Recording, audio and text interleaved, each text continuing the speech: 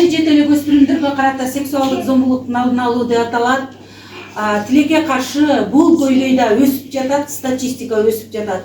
Кадамжайда өспүрүмдөргө карата зордук зомбулукту алдын алуу боюнча жыйын өттү. Кадамжай районундагы номер 32 Агоргу орто мектебинде өспүрүмдөр арасында зордук зомбулуктун алдын алуу боюнча маалыматтык жыйын өттү. Иш-чарага мектеп окуучулары жана алардын ата-энелери катышты. Зордук зомбулукка каршы чыгуу, өзүн өзү коргоо жана зордук зомбулук көрсөткөн адамга жок дегенди билдирүү. Эгер зордук зомбулук көрсөтсө, ошол адамды кылган ишини ишенимдүү адамдарга, мугалимге, ата-энебизге жана башка ишенимдүү адамдарга айтышыбыз керек экен. Адистер келип, психолог келип, аябай жакшы ата-энелерге түшүнүк берди. Балдарыбыз менен сүйлөшүшүбүз керек экен, эң негизгиси. Неберелерибиз менен сүйлөшүшүбүз керек экен.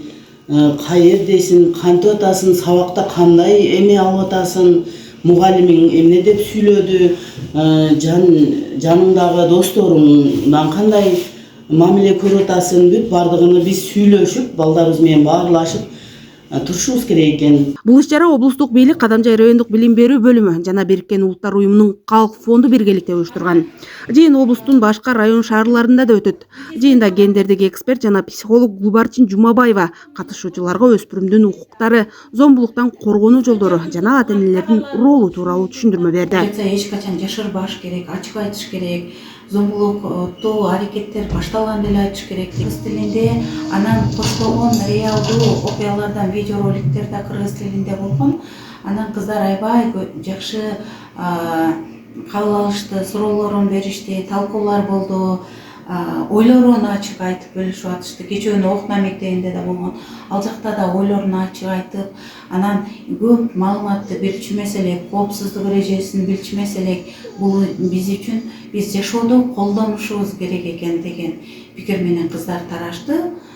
Аягында менен өзүнчө да сүйлөшүбүз деген кыздар болуп, өзүнчө дагы мындай баарлашты. Жыйын 2 бөлүктөн өтүп, биринчи бөлүгүндө окуучулар менен иш алып барылды. Экинчи бөлүгү ата-энелерге арналды. Иш-чара соңунда ата-энелер арасында түшүндүрүү иштеринин жыйынтыгы балдардын укуктарынын корголушуна өбөлгө болоору белгиленди. Натыйжасын берет. Биринчиден ошол 8 класстан 11 класска чейинки окуган окуучуларды бүгүнкү күндөгү ушундай кырдаалда өзүн коргоо үйрөнүп, алар эл менен баарлашууну жакшы жолго салышып алат. Экинчиден ата-энелер үйдөгү зордук зомбулуктун алдын алуу, балдарга кандай мамиле жасалыш керек, алар менен баарлашуу, аларга канткенде ошол алар балдардын сырын уга алат деген мазмунда булар өздөрүнүн күндөгү жыйынынан жакшы пайдасын алат деп ишенебиз. Расмий маалыматтарга таянсак, 2023-жылы республика боюнча үй бүлөлүк зордук зомбулукка байланыштуу 17316 учур катталган.